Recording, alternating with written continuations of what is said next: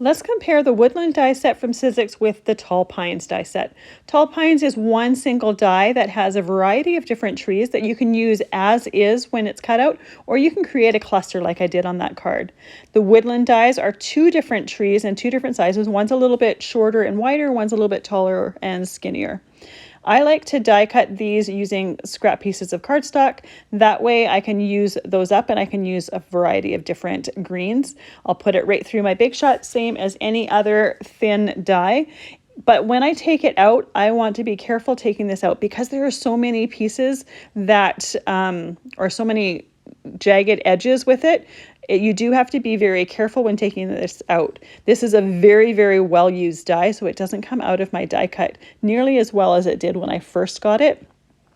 It does come out fairly easily, but you want to be careful not to be too aggressive when taking it out so you don't accidentally rip it.